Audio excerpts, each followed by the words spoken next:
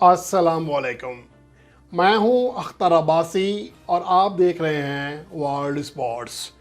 पाकिस्तान के हतमी one day squad का ऐलान होना है, जिसके बारे में बताया जा रहा है कि कल यानी कि 4 जनवरी को पाकिस्तान के अबूरी सिलेक्शन कमेटी के चेयरमैन शाहिद अफरीदी पाकिस्तान के हतमी स्क्वाड का ऐलान करेंगे, जिसके लिए 24 रुकनी स्क्वाड पहले ही बताया जा चुका है, जिसमें कई ऐसे खिलाड़ी शामिल हैं जो कि तवील अरसे से पाकिस्तान के वनडे फॉर्मेट का हिस्सा नहीं बने।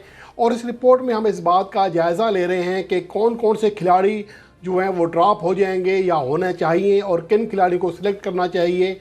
इसमें स्क्वाड में जो कि 24 रुकनी स्क्वाड है, इसमें से हमने कई खिलाड़ी निकाले हैं और 18 रुकनी स्क्वाड तश्कील दिया है, जिसमें 3 ओपनर्स शामिल हैं, 4 मिडल ऑर्डर बैट्समैन हैं, 4 ऑलराउंडर्स हैं, 4 बॉलर्स हैं और 2 विकेट कीपर्स हैं।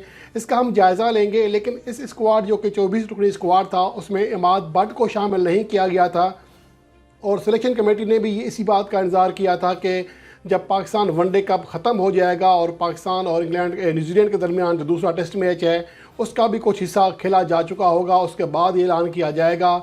और अब पाकिस्तान वनडे कप चूँकि ख़त्म हो चुका है और उसमें कारकर्दगी के अतबार से देखें तो कई ऐसे खिलाड़ी हैं जो कि सलाहियत रखते हैं कि उन्हें पाकिस्तान टीम में मौका दिया जाए। लेकिन इसके साथ साथ जो सबसे नुमायाँ खिलाड़ी हैं वो हैं इमाद बट, जिसने ना सिर्फ बॉलिंग में बल्कि बैटिंग में शानदार कारकर्दगी का मुजाहरा किया। अगर उनकी हम बैटिंग की बात करें तो 365 रन बनाने में कामयाब रहा, जिसमें 104 रन की सेंचुरी इनिंग्स भी शामिल थी। 116.61 स्ट्राइक रेट रहा, लगभग 46 रन फी इनिंग्स उनकी एवरेज रही, जो कि एक ऑलराउंडर के लिए बेहतरीन एवरेज और बेहतरीन जो स्ट्राइक रेट कहा जा सकता है। इसके अलावा वो 24 छक्के लगाने में कामयाब रहे टूर्नामेंट में, जो कि दौरे हाजिर में पाकिस्तान को एक ऐसे ऑलराउंडर की ज़रूरत है जो कि बड़े शॉट्स खेल सकता हो।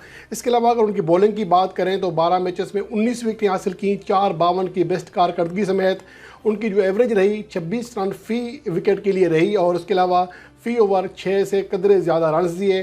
तो ये उनका शानदार बॉलिंग कारकर्दगी रही है पूरे टूर्नामेंट में, बैटिंग में भी। और मेरे ख्याल में इमाद बट जो कि 24 रुकनी स्क्वाड में जो कि मुमकिन स्क्वाड है उसमें शामिल नहीं थे, लेकिन बहरहाल उनको शामिल किया जाना चाहिए अगर वाकई हमारे टीम में मेरिट है तो। और दूसरी अहम बात यह है कि शाहिद अफरीदी को मेरे ख्याल में पहले स्क्वाड का जो कि मुमकिन स्क्वाड है उसका ऐलान नहीं करना चाहिए था, क्योंकि हतमी स्क्वाड का ऐलान बाद ही में होना था। तो इस तरह जो अब ऐसे खिलाड़ी हैं, इमाद बट को फ़र्ज़ करें शामिल भी किया जाता है तब भी तनकीद होगी कि फिर अगर इतनी जल्दी क्या थी स्क्वाड का ऐलान करने की। तो बहरहाल अब देखने हैं कि ये है कि पाकिस्तान के सिलेक्टर्स जो हैं इस हवाले से क्या फ़ैसला करते हैं। अगर हम पाकिस्तान के स्क्वाड की बात करें तो जो पाकिस्तान के हालिया अरसे में टॉप परफॉर्मर्स हैं 2021 से, यानी हालिया 2 बरसों में, पहले उनकी बात कर लेते हैं। उसके बाद हमें अंदाज़ा लगाने में आसानी हो जाएगी कि कौन कौन से प्लेयर्स को सिलेक्ट करना चाहिए और किन को ड्रॉप करना चाहिए। बाबर आजम ने इस अरसे में 1084 रन बनाए हैं, डेफिनेटली पाकिस्तान के टॉप स्कोरर हैं, 5 सेंचुरियाँ और 6 फिफ्टियाँ बनाने में कामयाब रहे।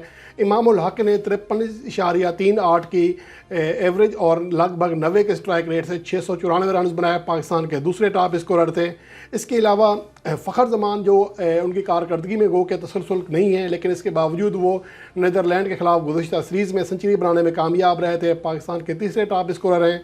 44.53 की एवरेज रहे और 89 से ज़्यादा उनका स्ट्राइक रेट रहा, 3 सेंचुरियाँ बना चुके हैं इस अरसे में। और उसके अलावा रिजवान ने 335 रन बनाए हैं, 27.91 लगभग 28 की एवरेज है, 86 का एवरेज है, 3 फिफ्टियाँ बनाई हैं। शादाब खान की बैटिंग फॉर्म शानदार रही, 32 की एवरेज और 101 का स्ट्राइक रेट रहा, 1 फिफ्टी बनाने में कामयाब रहे। तो इस तरह आगा सलमान, जिन्हें गुज़श्ता नीदरलैंड की सीरीज़ में वनडे डेब्यू कराया गया था, 3 मैचेस में 1 बार आउट हुए हैं और नाकाबिल शिकस्त 50 बनाने में कामयाब रहे हैं। अलबत्ता मोहम्मद नवाज़ जो कि वनडे फॉर्मेट में बॉलिंग में तो कदरे बेहतर हैं, लेकिन इनकी जो बैटिंग फॉर्म है वो अभी तक वनडे फॉर्मेट में ख़ुद को उस तरह नहीं मनवा सके। 6 इनिंग्स में सिर्फ 54 रन बनाए हैं, 27 उनका बेस्ट स्कोर रहा, 10.80 की एवरेज रही है और स्ट्राइक रेट भी 70 से नीचे रहा है। इस तनाजुर में देखा जाए कि जो कम अज़ कम पाकिस्तान के टॉप 5 बैटर्स हैं, जिनमें इमामुल हक शामिल हैं, बाबर आजम है, फ़खर जमान, रिजवान, शादाब खान, इनकी जगह तो लगभग यकीनी दिखाई देती है। इसलिए पाकिस्तान के अगर स्क्वाड को तश्कील दें इस हवाले से तो पाकिस्तान को कम अज़ कम 3 ओपनर्स जो है सिलेक्ट करना है, तो जिसमें इमाम उल हक शामिल है, शर्जील खान है, फ़खर जमान है और गो के हसीबुल्लाह ने शानदार कारकर्दगी दिखाई, लेकिन चूँकि वो ओपनिंग बैट्समैन है, वो पाकिस्तान वनडे कप के दूसरे टॉप स्कोरर थे, उनका जो ओवरऑल कैरियर है वो भी शानदार है।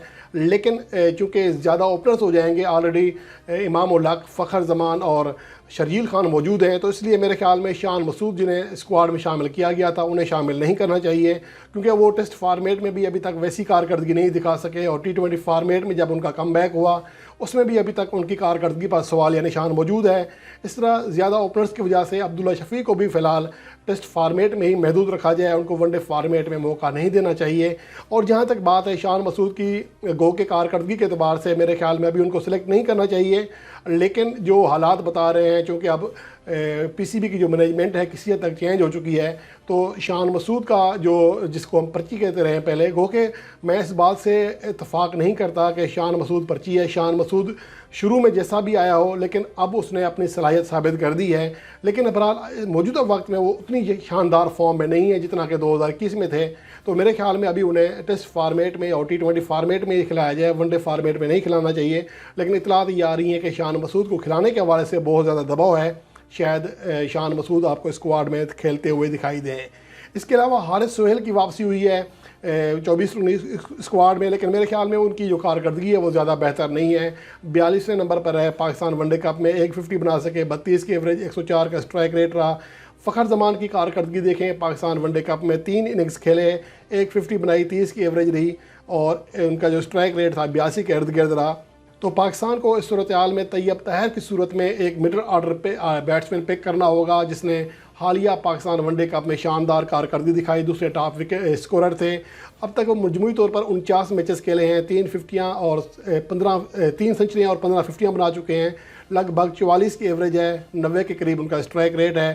اس کے علاوہ حالیہ پاکستان ون ڈے کپ میں وہ ٹاپ اسکورر تھے اور 12 اننگز میں 573 رنز بنانے میں کامیاب رہے، 1 سنچری، 5 50 بنائی، 99 کا اسٹرائک ریٹ رہا، 47 سے زیادہ ایوریج رہی۔ اس کے علاوہ حسیب اللہ خان، ان کا جو کیریئر ہے وہ گو کہ شاندار ہے، اب تک صرف 24 میچز کھیلے ہیں لسٹ اے یعنی ایک روزہ میچز، جس میں 5 سنچریاں بنائی ہیں اور 4 50 ہیں۔ بلوچستان کے علاقے پشین سے تعلق ہے، بہت ہی شاندار بلے باز ہیں، وکٹ کیپنگ بھی کرتے ہیں، لیکن موجودہ وقت میں پاکستان کے پاس آلریڈی جو مقابلہ ہے اوپنرز کا وہ بہت سخت ہے۔ میرے خیال میں حسیب اللہ کا جو فیوچر ہے بہت ہی اسٹرانگ ہے، اگر وہ اس طرح کارکردگی دکھاتے رہیں تو کسی بھی اوپنر کو ڈراپ کر کے انہیں موقع دیا جا سکتا ہے۔ ابھی ان کی عمر محض 19 سال ہے، تو اس کے لیے ان کا جو کیریئر ہے وہ آگے طویل پڑا ہوا ہے۔ اور اس کے علاوہ کامران غلام حالیہ ٹورنامنٹ کے 5ویں ٹاپ اسکورر تھے، ان کو بھی پاکستان کے مڈل آرڈر میں برقرار رکھنا چاہیے۔ 6 اننگز میں 101 سے زیادہ اسٹرائک ریٹ سے اور 145 کے ایوریج سے 2 سنچریاں اور 2 50 سمیت 435 رنز بنائے تھے۔ اور اس کے علاوہ وہ ایک لسٹ اے میچز یعنی کہ ایک روزہ میچز میں 4 سنچریاں اور 14 50 بھی بنا چکے ہیں، 44.5 کی ایوریج ہے ان کی مجموعی کیریئر کی۔ تو یوں پاکستان کا جو اسکواڈ بنے گا اس میں اوپنرز میں امام الحق، فخر زمان اور شرجیل خان بنیں گے، جبکہ جو اوپنرز ڈراپ ہوں گے ان میں شان مسعود، عبداللہ شفیق اور حسیب اللہ خان ہیں۔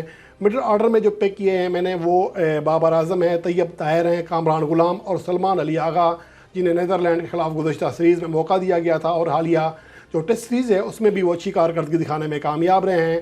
اس کے علاوہ اگر آل راؤنڈرز کی بات کریں تو محمد وسیم جونیئر بیٹنگ میں بڑی کارکردگی نہیں دکھا سکے، البتہ بولنگ میں حالیہ عرصے میں وہ پاکستان کے یعنی کہ 2021 سے پاکستان کے تیسرے ٹاپ وکٹ ٹیکر رہے ہیں ون ڈے فارمیٹ میں، اس لیے میرے خیال میں ان کی جو سلیکشن ہے وہ بنتی ہے۔ 8 میچز میں 15 وکٹیں حاصل کر چکے ہیں، اس لیے اگر آل راؤنڈرز کی بات کریں تو محمد وسیم جونیئر کے علاوہ شاداب خان، اماد بٹ اور محمد نواز کو ہونا چاہیے۔ اماد بٹ گو کہ 24 رکنی اسکواڈ میں نہیں ہے، لیکن حالیہ کارکردگی کو دیکھتے ہوئے انہیں لازمی طور پر پاکستان کے اسکواڈ کا حصہ بنانا چاہیے، اور پاکستان کو موجودہ وقت میں ایک ایسے آل راؤنڈر کی اشد ضرورت ہے جو کہ بولنگ بھی کرا سکے اور اچھی ہٹنگ بھی کر سکے، اور اماد بٹ کو اگر موقع دیا جائے، انہیں اعتماد دیا جائے تو وہ پاکستان کو اس خامی کو جو ایک اچھے آل راؤنڈر کی ضرورت ہے پاکستان کو، عبدالرزاق کے بعد کوئی پاکستان کو ایسا آل راؤنڈر نہیں ملا، تو وہ کمی پوری کر سکتے ہیں۔ عامر جمال، قاسم اکرم آل راؤنڈر ہیں، یہ ڈراپ ہوں گے۔ اس کے علاوہ وکٹ کیپرز میں محمد رضوان اور محمد حارث کو رکھا ہے۔ محمد حارث گو کہ ان کا ون ڈے فارمیٹ میں ابھی تک بڑی کارکردگی نہیں دکھا سکے، لیکن T20 ورلڈ کپ 2022 ان کا شاندار گزرا۔ اس کے علاوہ وہ پاکستان ون ڈے کپ میں بھی چند اچھی اننگز کھیلنے میں کامیاب رہے، اس لیے انہیں رکھا ہے۔ اس کے علاوہ بولرز میں حارث رؤف، نسیم شاہ اور شاہ نواز دھانی، یہ 3 ایسے بولرز ہیں کیونکہ 18 رکنی اسکواڈ ہو جائے گا تو اس کے آگے تو ہم جا نہیں سکتے۔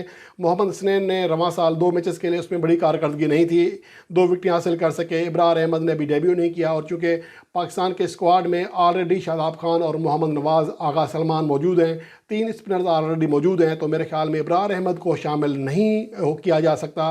حسن علی کی کارکردگی بھی خاص ہی نہیں رہی ہے۔